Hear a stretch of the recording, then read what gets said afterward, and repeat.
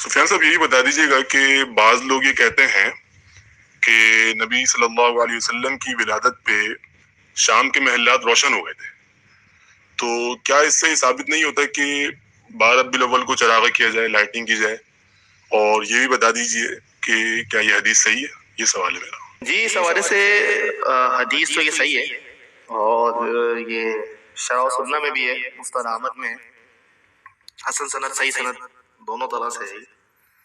اور مشکات المصابیح میں بھی اس کو درج کیا گیا ہے۔ حدیث یہ ہے کہ رسول اللہ صلی اللہ علیہ وسلم نے فرمایا انی عند اللہ مکتوب خاتم النبیین وان آدم لمنجدر فی طینتی، کہ میں اللہ رب العالمین کے پاس خاتم النبیین اس وقت لکھ دیا گیا تھا کہ جب آدم جو ہے وہ ابھی مٹی کی صورت میں تھے، ڈھانچے میں تھے مٹی کی۔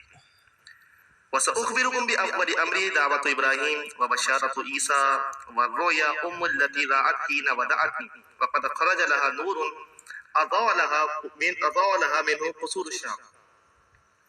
اور پھر آپ نے کہا میں اب تمہیں بتاتا ہوں اپنی نبوت کا معاملہ کیسے ہوا، کہ میں تو دیکھو ابراہیم کی دعا ہوں، عیسیٰ کی بشارت ہوں، اور وہ خواب کہ جو میری ماں نے مجھے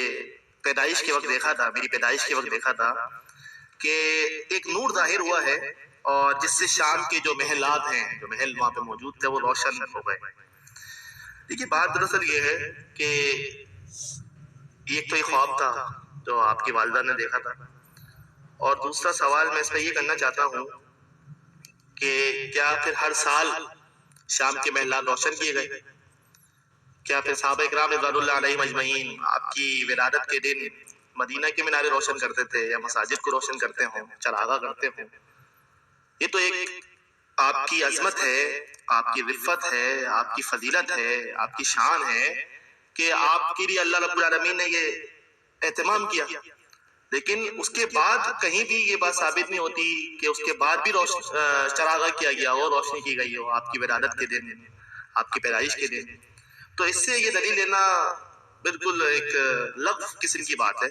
کہ آپ اس سے یہ دلیل لیں کہ روشنی کرنا یا میناروں میں یا لائٹنگ کرنا، چائنا کی لائٹنگ جلا کے آپ پھر اس کو ثابت کریں کچھ، تو یہ بالکل نامناسب اور بالکل دلیل نہیں بنتی اس بات کی کہ اس پہ کی جائے۔